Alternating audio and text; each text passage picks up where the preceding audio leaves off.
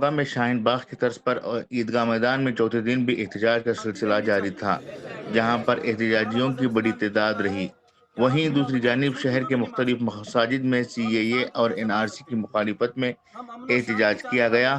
شہر کے سنی رضا مسجد میں جمعہ کی نماز کے بعد CAA اور NRC کی مخالفت میں احتجاج کیا گیا۔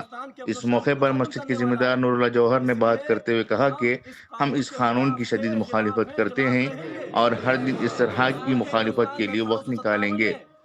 جبکہ مسجد کے خطیب و امام مفتی ذیشان رضا نے مجاہدین آزادی میں مسلمانوں کا تذکرہ کرتے ہوئے حکومت سے مطالبہ کیا کہ حکومت فوری طور پر CAA جیسے قوانین کو منسوخ کرے اور ملک میں عدل و انصاف کو بحال رکھے۔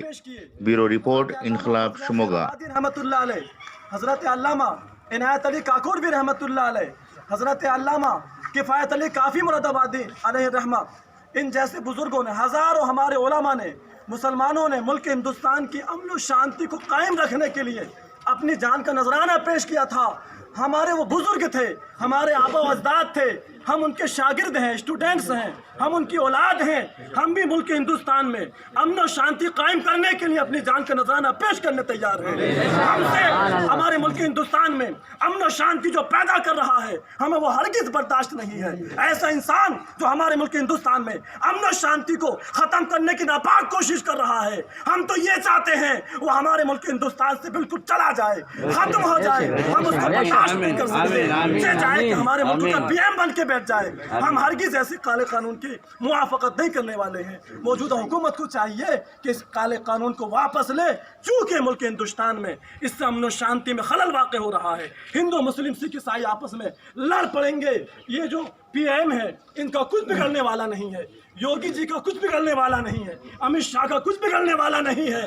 بگڑنے والا ہے تو ہمارا اور آپ کا بگڑنے والا ہے۔ یہ لوگ یہ چاہتے ہیں چند RSS کے گنڈوں کے اشاروں پر ان کے کہنا مانتے ہوئے یہ لوگ ملک ہندوستان میں امن و شانتی کو ختم کرنے کی ناپاک کوشش کرتے ہیں۔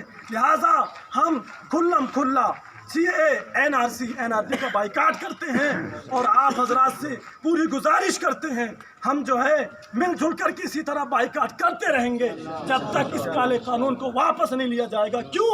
اس لیے کہ ہم ملک ہندوستان کے وفادار ہیں، اس لیے کہ ہم ملک ہندوستان کی شان آن کو یوں ہی دیکھنا چاہتے ہیں جیسے جس کے لیے ہمارے بزرگوں نے اپنی جان کے نذرانے پیش کیے۔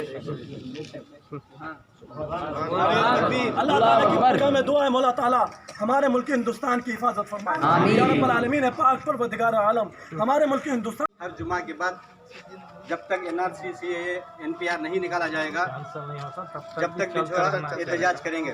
اگرچہ آپ لوگ ساتھ ہیں تو انشاءاللہ ہر دن ظہر کی نماز کے بعد جیسے نمازیں 10 20 25 نمازیں رہتی تو باہر آ کر کے اس بورڈ کو، ابھی تھوڑے بورڈ انشاءاللہ زیادہ ہو جائیں گے، بورڈ کو لے کر کے 2 منٹ کے لیے، بس زیادہ وقت آپ کا نہیں چاہیے، 2 منٹ کے لیے ہر دن بھی احتجاج کر سکتے ہیں، کیونکہ بہت بڑے یہاں پہ احتجاج چل رہے ہیں، اس میں بھی آپ انشاءاللہ شامل ہو سکتے ہیں۔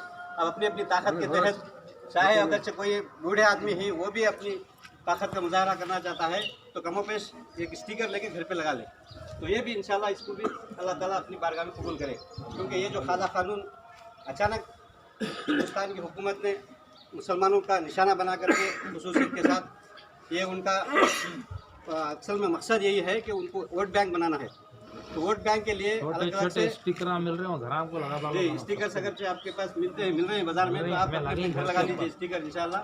اور یہ جو CAA NRC NPR قانون بنا ہوا ہے تو اس کو جب تک بائیکاٹ نہیں کریں گے، گورنمنٹ بائیکاٹ نہیں کرے گی، انشاءاللہ اسی طرح سے ہم کرتے رہیں گے اور 2-4 نعرے رہیں گے سکون کے ساتھ، ہمیں خاموشی کے ساتھ کرنا ہے، کوئی شرارت نہیں کرنا ہے، بس 2-4 نعرے لگیں گے تو CAA اور بائیکاٹ CAA یا تو NRC بائیکاٹ NPR بائیکاٹ، اس طرح سے 2-4 نعرے لگا کے جلا جانا ہے، بس حضرت بولتے ہیں آپ سے بولتے ہیں۔